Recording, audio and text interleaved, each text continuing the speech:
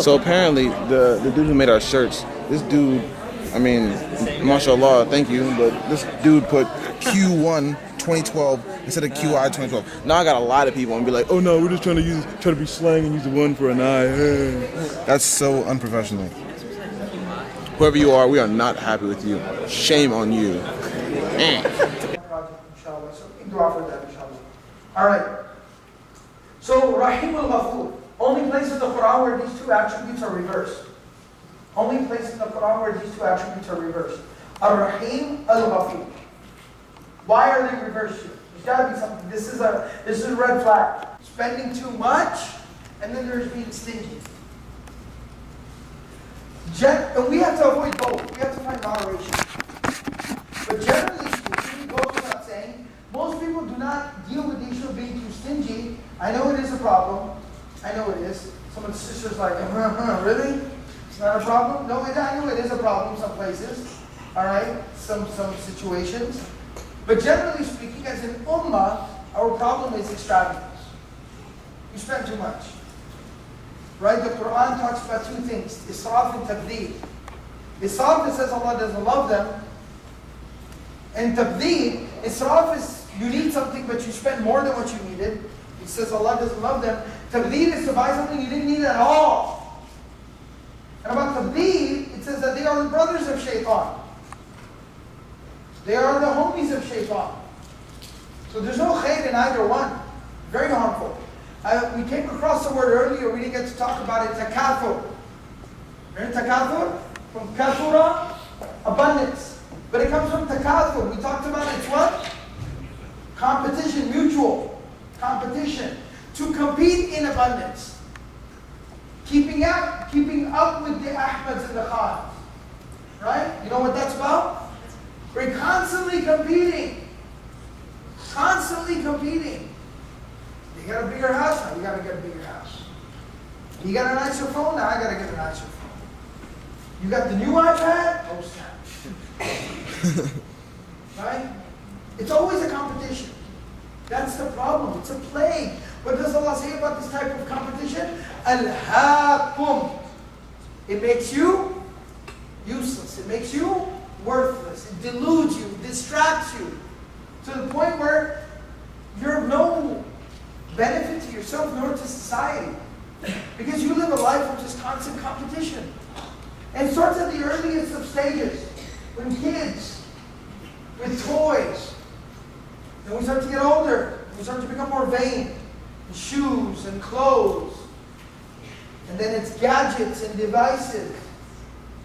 And then it's the car you drive. And it's the house you live in. And then when all of that is done, does it end? No. Then we do something even worse, a crime on top of a crime. Let's vicariously compete with others through our children. So my son goes to Harvard, where does your son go to? What school does he go to? You know very well his son goes to a community college. Why are you asking, bro? No clue. What's your problem? Mind your own business. But he's got to say, my son's going to Harvard. Where's your son going to school? You know where he goes to school. You know where he goes to school. But it's all a competition. So you can say, my son goes to Harvard. Right? There's so many young people that are so frustrated. Don't take this the wrong way, but so frustrated because they're told from the very beginning, when you grow up, what do you got to become? Doctor. So sad when they say it. You know, a couple of guys are crying right now. Right? As they say it. That's it. No, there's nothing wrong with no profession. There's nothing wrong with any profession. But if it's competition that we're after, then it's a problem. And it's a problem. Who they marry, they even hold a conversation with each other for longer than 3 minutes. Just as long as those qualifications are met, because their daughter-in-law is a doctor, so our daughter-in-law has to be a doctor. Their daughter married a lawyer, so our daughter has to marry a lawyer. It's just a competition. It sounds stupid, like who would do that? Let it happen. Believe me. I'd have a lot more free time on my hands if it didn't happen as much. Alright, because all we do is put out fires. It happens with so many different issues. Even in regards to, weddings. Weddings are the most heinous, terrible display of the human condition possible. Most ridiculous things in the world. People spending 6 figures on a wedding. I'm just going to say it like it is. I'm going to say, look, I'll tell you one thing. Interesting. Intellectual discourse. All right, this ain't a YouTube video. Intellectual discourse. Israf is subjective. Israf is relative. Depends on who you are. So if Allah has blessed you with a lot, there were Sahaba who were blessed with a lot. Abdurrahman bin Auf. You know what? Where I can give you evidence of this. When Abdurrahman bin Auf radiallahu anhu got married and he came to meet the Prophet sallallahu alaihi wasallam in the masjid, when he was getting married, he was wearing a white shirt, like white clothing, that had za'afaran rubbed on it. You know what za'afaran is? Saffron? That's expensive stuff, bro. That's really expensive stuff. And it was rubbed so much on his shirt that his shirt was literally orange and yellow from it. That's very expensive stuff. Why? Because he was Abdurrahman bin Auf, because he could afford it. When the Prophet ﷺ saw him, he congratulated him, but did he say, hey, Musrif. Inna Allah la yuhibbul musrifin. Did he tell him that? You have to understand the nature of a prophet. A prophet cannot see something wrong without saying it. It is his obligation to call out the wrong. It is his job. Was that? Well, we'll get to that. But the Prophet ﷺ did not reprimand Abdurrahman bin Auf. He did not reprimand him for having saffron on his clothing. Because Israf is relative. It is subjective. Yes, it is. But a person has to have a moral compass to know what is going too far. If somebody's extremely wealthy, maybe makes millions of dollars, I'll be very honest, if they drive a Lexus, I ain't mad at you. In fact, I think that's somebody who lives a very simple lifestyle. But if somebody is, more middle class, and then they take out loan after loan and they pay interest on top of interest, to be able to drive a Lexus, that's israf. That's unnecessary. That's problematic. So that needs to be understood. And so that's how this basically works. So, but as the sister was pointing out, the Prophet ﷺ's own wedding was actually even Abdurrahman bin Auf wasn't very lavish. Yeah, he didn't invite the whole city. He didn't have to have 800 people at his wedding. He didn't invite the Prophet ﷺ didn't go to his wedding. But nevertheless, I'm trying to give you an understanding. So even though israf is relative and subjective, but at the same time, there's got to be some level of humanity inside of you to be able to gauge and understand and realize the world that we live in.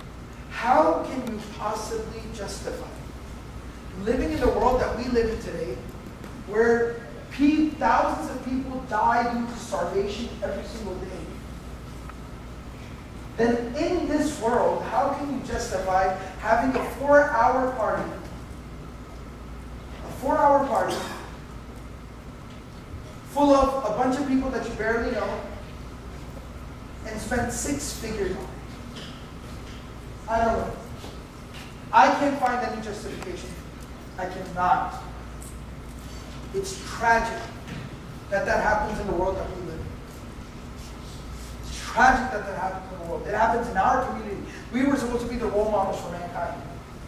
How did we follow these? How did we start doing this? There's got to be some level of God consciousness. Celebrate, have fun.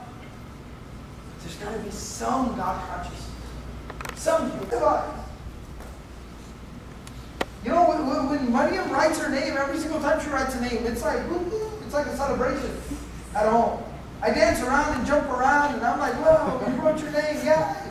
Fine, incentivize, celebrate, encourage.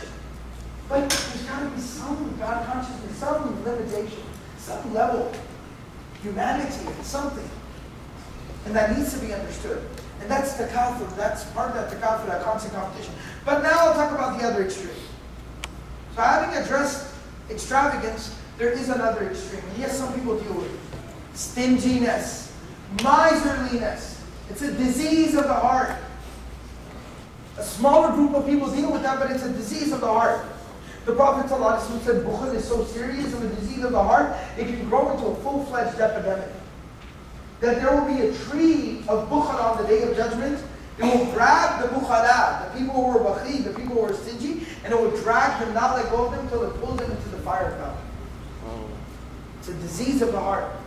It needs to be remedied, it needs to be cured. We can be bakhil in terms of spending in the path of Allah, but even bakhil in our personal life. Spending on your family is a form of sadaqah and a reward and a good deed. Spending on your family. There was a sahabiya, a very pious woman, a companion of the Prophet ﷺ, who came to the Prophet ﷺ and she had a marriage proposal from a gentleman. And she asked the Prophet ﷺ's advice, said, such and such person has proposed to me. What do you advise? He said, don't marry him. Because he's stingy. He's stingy. Penny pincher.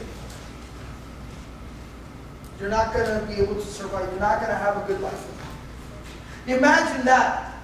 There is no, who would you rather get marriage advice from than the Prophet ﷺ? Who cares what I have to say?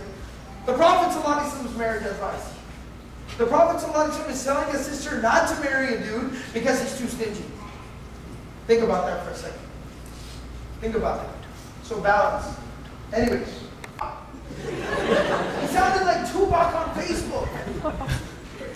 So neither one is more admirable than the other. I'm not making fun of either personality. If that's who you are, that's who you are. Who cares? Alright? What do I know? I'm a hick from Texas. I don't care. Right? But just, if that's who you are in real life, why do you talk like Tupac online? So you don't know about somebody. You don't know about them outside of their element. I just recently had one of my students call me up. His sister had a marriage proposal. And he's like, you know, the brother, you don't look great on paper. Education, this, age, you know, high picture, looks, like, just seemed great. And he said, unfortunately, he said, we went a little too far into the talks without taking some of the basic steps that need to be taken. He goes, that's when we actually visited him at home and met his mom and his sister, kind of saw him in his family element. And he goes, unfortunately, we kind of jumped the gun and we kind of took the process too far. And then when we went and visited the home and kind of observed him in the family atmosphere interaction, we saw that he was extremely abrasive with his mom and his sister. Like, I'm not just kind of talking about like he didn't respond the first time. They're kind of like, hey, yo, and he didn't respond. Now I'm talking about like being like belittling them verbally. Like being verbally, emotionally abusive to them in front of other people. And he immediately, like as soon as they left the house, he called me. He's like, Sheikh, this is what just happened. And this dude's supposed to marry my sister? What do you think? And I was like, I'm just going to tell you that it's an indication of this person's personality. This is how this person treats the women that are close to him in his personal life. You can't discount that fact. So see, balance. We always need balance. Yes, your parents sometimes might not care at all about your personality and compatibility. That's wrong. I agree that's wrong. But you might not care at all about that person's family interaction. I'm not talking about who that person's family is, but how that person interacts with their family. You might not care about that. You're wrong as well then. Because you have no idea how this person's going to treat you now. You have no idea how this person manages personal relationships. How do you know? How do you know? You know, I mean, again, this is kind of out there, but, I mean, I grew up here, and I grew up at a time when there was, when I was born in Dallas, Texas, there was not a single masjid in Dallas. There was not a single masjid in Dallas until I was 6 years old. And then for the next, like, 10 years of my life, there was one or two, maximum there were two masjids. So I grew up at a time when there was little to no community. I never had another Muslim kid in my school. So I mainly grew up around non-Muslims. So, I mean, alhamdulillah, it's tough, but I was able to learn something and benefit from that as well. What is dating all about? Dating is basically putting up a show and an act and a face until you can get to the point where now you can be like, all right, we're too invested now to be able to back out of this, even though, whoa, I had no idea that was coming. So marriage, sometimes if you're not smart about the process, you can fall into that same trap. You have to be very careful. So balance. Anyways, we're way off topic.